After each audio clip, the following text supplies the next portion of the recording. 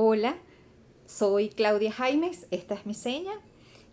Presido la Asociación Nacional de Intérpretes de Lengua de Señas Venezolana y Guías Intérpretes para Sordociegos, ASOIVE.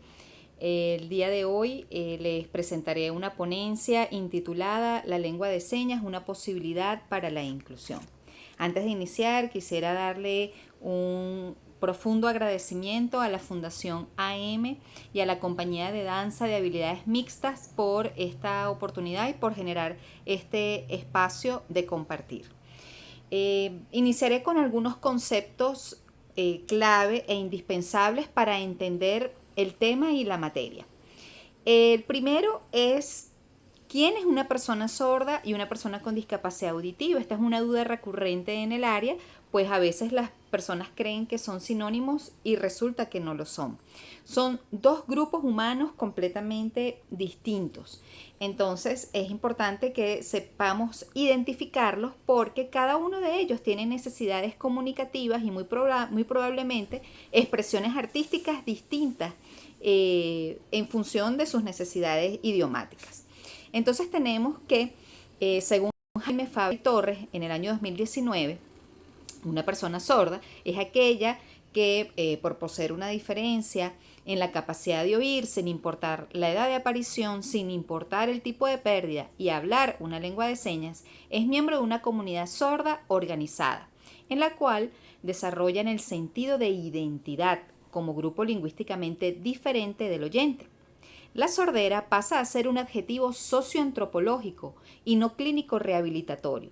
Desarrollan valores culturales sólidos y permanentes, destacando el orgullo sordo. Es decir, podemos identificar aquí claramente, por ejemplo, a Juan Ángel de Gouveia, que es un líder sordo. Él es el máximo representante en Venezuela de esta comunidad sorda. Por otra parte, tenemos a la discapacidad auditiva. Según los mismos autores, establecen que es aquella persona que de manera congénita, hereditaria o adquirida posee una condición orgánica que compromete su capacidad de oír, conllevándolo a una discapacidad auditiva. En consecuencia, en algunos casos podrá desarrollar o adquirir, dependiendo de su edad, una lengua oral que le permita comunicarse autónoma y eficientemente con el medio externo, a través de metodologías especializadas, uso de ayudas técnicas, desarrollo de su discriminación auditiva o por el uso de memoria auditiva. Para aquellas personas ensordecidas también, que es decir, los poslingüísticos. En otros casos, simplemente no desarrollará ninguna lengua, solo sistemas de comunicación caseros y o rudimentarios, lo que limitará su comunicación. En ambos casos, estas personas no establecen vínculos de identidad con los miembros de la comunidad sorda organizada, bien por no conocerla o por decidir conscientemente no pertenecer a ella y no comunicarse en una lengua de señas. Entonces, si usted conoce a una persona sorda que habla en lengua de señas, que va a una asociación de sordos, que pertenece a un grupo, esa efectivamente es una persona sorda.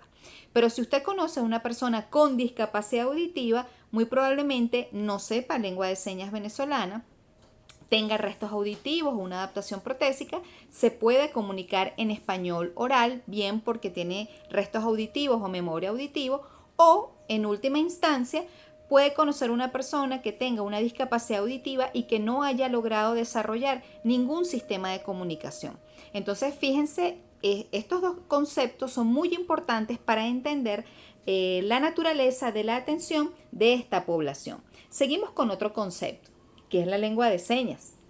La lengua de señas, según Leonel Tovar, en el año 2001, establece que las lenguas de señas son verdaderas lenguas naturales, con una estructura y léxico propios que permiten una cantidad indefinida de enunciados sobre cualquier aspecto de la realidad o de la fantasía, y cuyo única diferencia con las lenguas orales es que se realizan en el espacio tridimensional, es decir, este que nos encontramos aquí frente a nosotros, y utilizan por lo tanto el canal de comunicación visual y gestual. Vamos con otro concepto que es indispensable, que es entonces la inclusión. ¿Por qué nos encontramos aquí hablando de este tema? Bueno, vamos a hablar. La inclusión es garantizar que todo el mundo tenga las mismas oportunidades de participar en todos los aspectos de la vida al máximo de sus capacidades y deseos. Entonces, si es darle a las personas las mismas oportunidades, nosotros entonces tenemos que hacer ajustes. Estamos viendo en la lámina justamente un ajuste que ha hecho un canal de televisión en este sentido, que es la incorporación de un intérprete de lengua de señas. Vemos la narradora que está vestida con una camisa roja y el intérprete la acompaña con corbata al lado siguiente, a su lado. Entonces, este es un ajuste en el que se están garantizando a través de un intérprete de lengua de señas, que en este caso se debe visibilizar, es decir, nos tenemos que dar cuenta los oyentes de que él está allí para que los sordos inclusive lo puedan ver. Esto es una evidencia de inclusión, por darles un ejemplo. Ahora bien, otro concepto muy importante. ¿Y quién es entonces un intérprete de lengua de señas? Bueno, de lengua de señas, porque no estamos aún hablando de la lengua de señas local. Bueno, es aquel profesional que interpreta de manera eficiente, neutral, confiable y fiel los mensajes transmitidos de lengua de señas venezolana al español de Venezuela y del español de Venezuela a la lengua de señas venezolana, de acuerdo con las técnicas y estrategias adecuadas que garanticen la comunicación entre los usuarios, tanto individual como colectivamente. Este concepto lo construimos en la mesa técnica del Ministerio del Poder Popular para la Educación Universitaria para la creación del cargo de intérpretes de lengua de señas venezolana en el año 2009. Entonces, lo que quisiera destacar es efectivamente la manera en que un intérprete profesional transmite la información de una lengua a una lengua B. Entonces ahora venimos a la siguiente pregunta. ¿Quién es un intérprete de lengua de señas venezolana? En Venezuela existen los intérpretes profesionales. Los primeros son los miembros de la Asociación de Intérpretes de Lengua de Señas de ASOIBE en el nivel de consolidado, que ese ha sido el nivel de clasificación más alto por muchísimos años. Recuerden que nosotros existimos como asociación desde el año 2006 y congregamos a todos los intérpretes del país.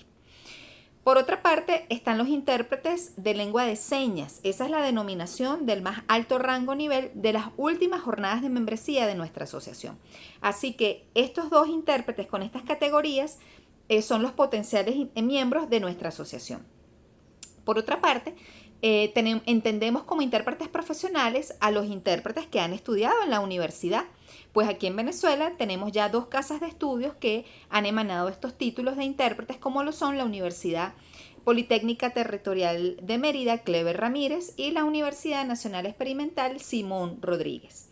También tendremos en el futuro, yo creo que a corto o tal vez mediano plazo, las certificaciones que haga el Consejo Nacional para Personas con Discapacidad, el CONAPDIS, para los profesionales de esta área. Así que en este momento tenemos 2 tipos de intérpretes profesionales, que son los miembros de la asociación y los egresados universitarios, y estamos a la espera de un tercer tipo de intérpretes profesionales. Tenemos un cuarto tipo que esperemos también a mediano plazo se logre, que son los intérpretes públicos. Estamos en conversaciones con el Ministerio de Interior, Justicia y Paz para lograr esto. Ahora bien, hay otro grupo de intérpretes a los que llamamos no profesionales. ¿Y quiénes son esos intérpretes no profesionales? Y es importante que la audiencia sepa a quiénes nos referimos. ¿Por qué? Bueno, están intérpretes que están aprendiendo, aprendices de intérpretes, familiares de personas sordas, estudiantes universitarios de carreras afines en el área de la sordera, como lo es la interpretación, la educación y otras áreas afines, pues, al área de la sordera, personas bilingües, es decir, hijos de sordos, maestros de sordos, profesionales que por alguna razón se hicieron bilingües. Pero recuerden que el hecho de ser bilingüe no te garantiza que usted pueda ser intérprete. Para ser intérprete, por supuesto que el primer paso es ser bilingüe, pero el hecho de que usted sea bilingüe no lo acredita como intérprete. Son 2 cosas distintas. Y bueno, también está este grupo de intérpretes que tienen muchos años en ejercicio, pero que ellos han decidido voluntariamente no profesionalizarse.